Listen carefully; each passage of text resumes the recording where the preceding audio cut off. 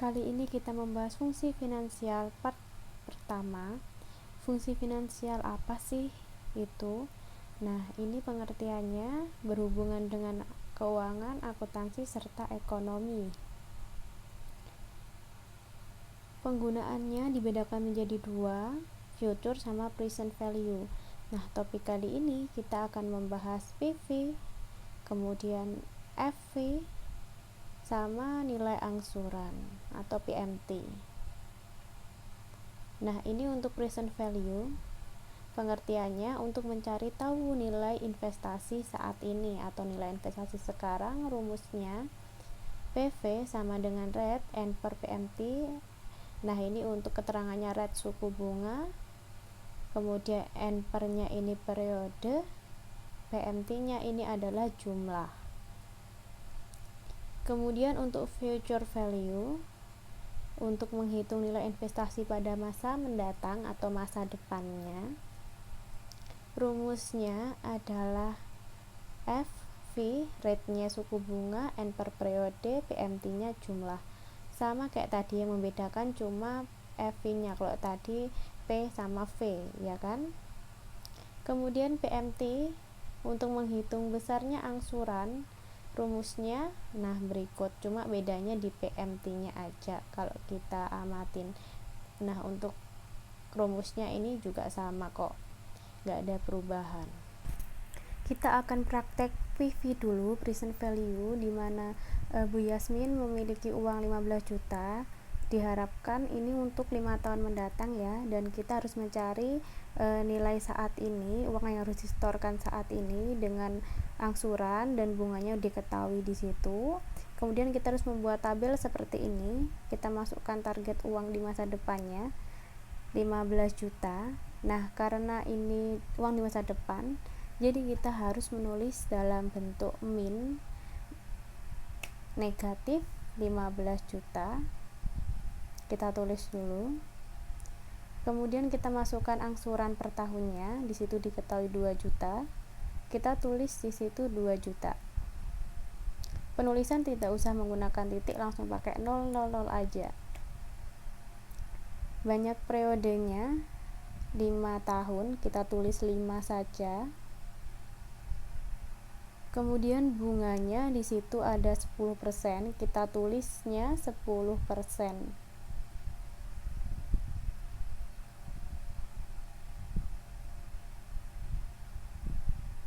Ketika udah dimasukkan semuanya yang diketahui, kemudian kita mencari investasi saat ini dengan cara, nah sebenarnya kita bisa klik tombol FX di pojok kiri atas, kemudian kita mencari rumus finansial, kita pilih, kemudian kita mencari PF atau present value. Setelah sudah terpilih, kemudian ada rate. Di situ kita klik rate di atas, kita klik bagian bunganya 10%, N per-nya kita pilih 5 karena dia periode, PMT angsuran kita pilih 2 juta, dan FV ini uang di masa depannya kita tulis 15 juta. Nah, kemudian kita enter, ketemulah hasilnya sekian ini. Setelah ketemu hasilnya, kita buat rinciannya, buat kolom seperti di bawah. Kita masukkan saldo awal. Saldo awal ini merupakan investasi saat ini. Kita tulis dengan sama dengan, kita menggunakan rumus ya, sama dengan, kita klik aja sel 1 juta sekian ini. Setelah itu kita tulis bunga. Bunga di sini rumusnya adalah saldo awal dikali dengan bunganya 10%. Rumusnya berarti sama dengan, kita tulis dulu saldo awal diklik, kemudian dikali dengan tanda bintang, kemudian diklik 10%. Nah, biar bunganya ini ketika nanti di copy rumusnya enggak bermasalah, kita buat absolut dengan dikasih string. Ini tanda dolar, kemudian D, tanda dolar lagi 8, karena ketika diklik tadi 8, kita tulisnya seperti ini, kemudian kita enter. Setelah itu kita masukkan setorannya. Setorannya tetap yaitu 2 juta. Kita tinggal tulis aja di situ 2 juta. biar tidak berubah. Nanti kita akan buat absolut juga, klik sama dengan, kemudian 2 jutanya diklik biar tahu itu selnya sel berapa. Oh, sel D6, kita lihat di pojok kiri. Hapus dulu D6 nya, kemudian kita menggunakan string seperti tadi. Nah, untuk di laptop bisa menggunakan Fn F4 atau langsung klik F4, nanti bisa langsung otomatis. Kalau di handphone seperti ini caranya. Setelah keluar, kita mencari saldo akhir dengan rumus sum. Kita klik sama dengan sum yang berarti jumlah.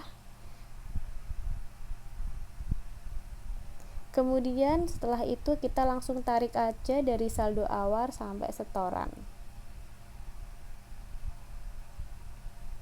Oke, kita cek lagi rumusnya. Setelah itu, kemudian kita masuk ke periode yang kedua. Masuk ke periode 2 ini, untuk saldo awalnya itu merupakan saldo akhir di tahun yang pertama, begitu juga dengan seterusnya. Berarti tahun ketiga nanti dia masuk saldo akhir tahun kedua gitu. Kita tinggal masukkan aja di situ. Nah, ini kita langsung copy aja rumusnya, tinggal diklik, kemudian di copy ke bawah, di blok gitu.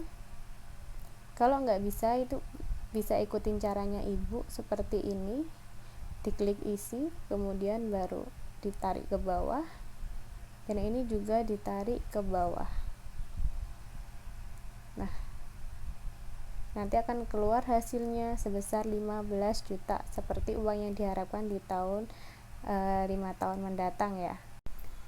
Oke, selanjutnya kita masuk ke ilustrasi future value, di mana Pak Dion berencana menabung sebesar 24 juta per tahun dengan bunganya 18% per tahun. Yang ditanyakan, berapakah tabungan Pak Dion 10 tahun mendatang? Nah, ini berarti yang ditanyakan uang untuk masa depan. Oke, sebaiknya dibuat tabelnya dulu. Untuk periodenya ini yang tampak hanya sampai 4, nanti dicoba dibuat sampai periode ke 10 ya. Oke, kita akan coba masukkan dulu nominalnya. Langsung kita masukkan di sini bunga per tahunnya 18%. Kita tulis 18%, kemudian jumlah periodenya ada 10 tahun, masukkan 10. Kemudian nilai ini nilai tabungannya per tahun 24 juta. Kita masukkan angkanya. Penulisannya tidak boleh menggunakan titik, jadi harus ditulis angkanya saja. Jangan lupa dikasih min atau negatif biar nanti hasilnya bisa positif. Tabungan di masa depan kita menggunakan rumus present value dengan cara F8. Di sini kita klik pojok kiri, kita cari future value atau FV. Setelah itu rate-nya ini persen, berapa persen suku bunga, kita klik 18%, kemudian periodenya 10 dan NPR-nya 24 juta. Ketemu hasilnya sekian, itu 564.511.407. Kemudian untuk nilai periode yang pertama ini, dia merupakan nilai yang pertama yaitu 24 juta. Jadi kita bisa tulis di sini 24 juta. Kita masukkan ya.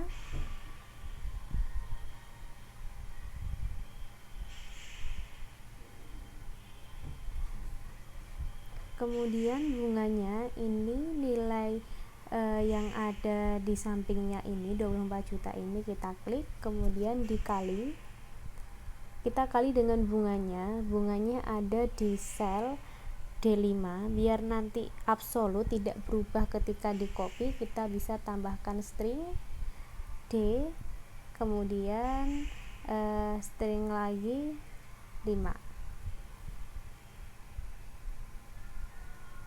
kemudian kita enter atau kita klik tanda centang di pojok kanan. Kemudian totalnya ini kita menggunakan sum atau sum, jumlah ya, kita masukkan, kita blok aja nilai sampai bunga, nanti keluar hasilnya.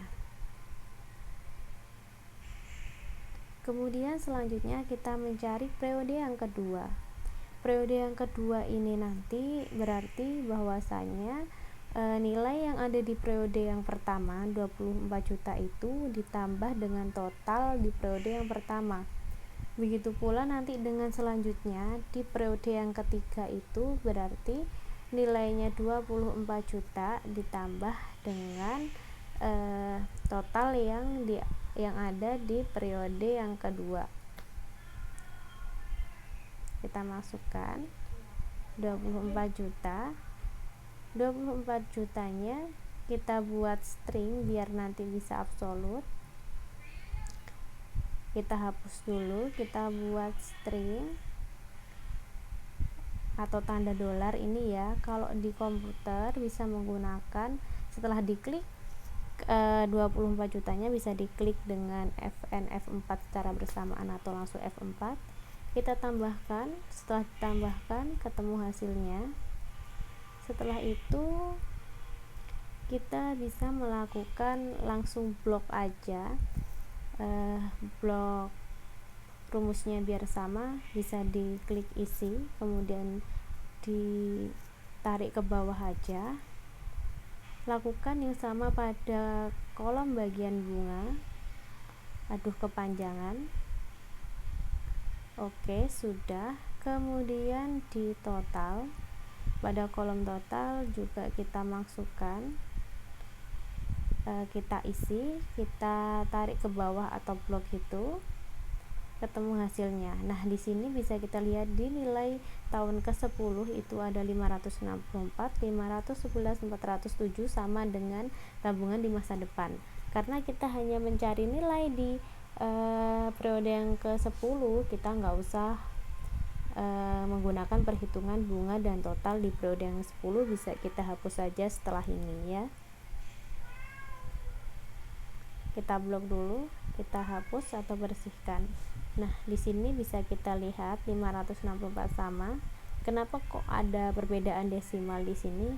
Nanti kita bisa menghilangkan desimalnya di tabungan di masa depan dengan cara diklik, kemudian bisa klik di bagian bawah ini. Selanjutnya, ilustrasi fungsi PMT, bahwasanya di sini disebutkan Pak Budi meminjam uang bank sejumlah 60 juta. Kemudian pinjaman itu akan dilunasi dalam jangka waktu 5 tahun, bunganya 12% per tahun.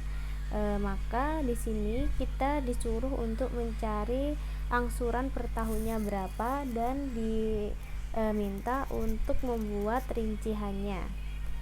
Nah, sebelumnya buat tabelnya dulu seperti ini.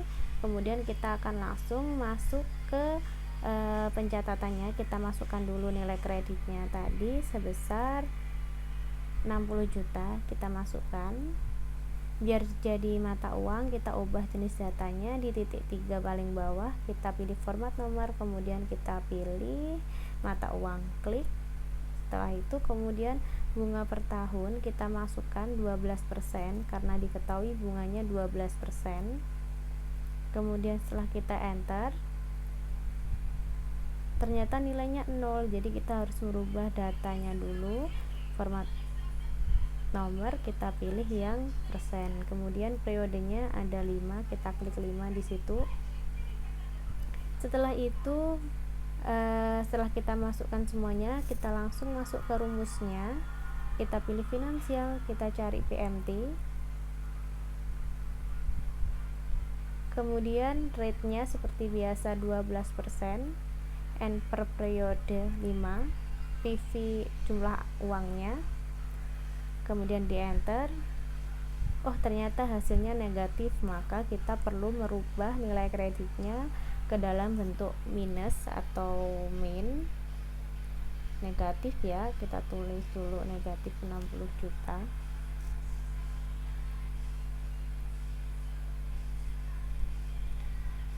Setelah itu nanti hasilnya akan positif untuk angsuran per tahunnya. Nah, setelah itu kita membuat rinciannya. Langsung di pencatatan kita tulis di saldo awal periode yang pertama yaitu 60 juta. Kita ketikkan di sini 60 juta.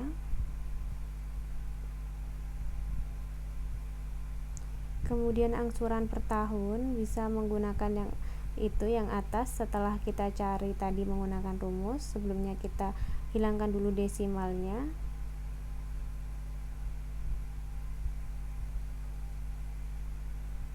baru kita masukkan ke kolom.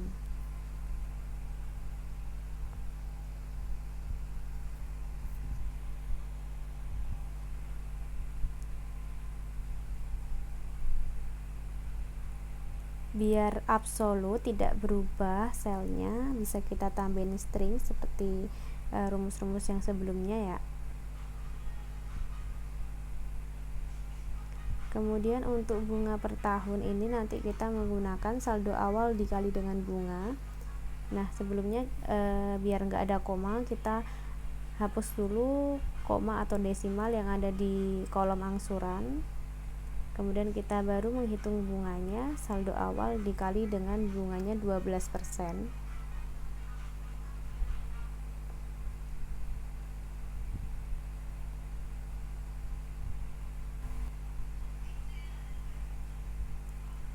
Biar absolut tidak berubah, maksudnya ketika nanti di breakdown ke bawah rumusnya, kita buat string di kolomnya bunga tadi D6, kita string D, string 6, langsung kita enter.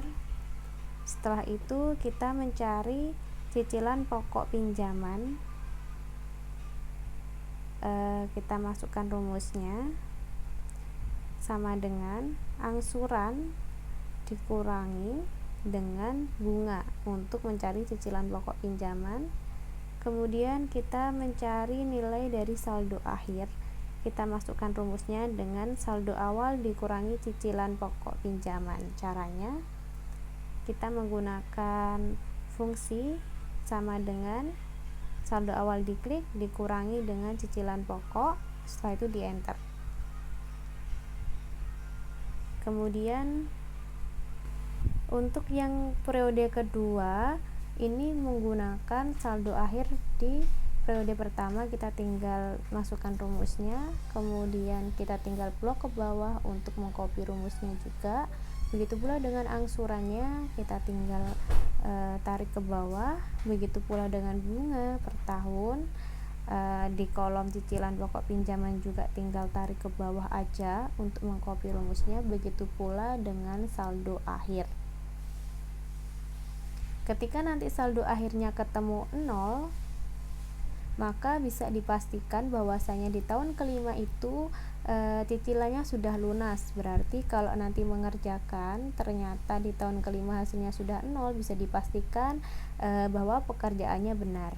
Cukup sekian materi hari ini, semoga bisa dipahami. Sampai bertemu di pertemuan selanjutnya.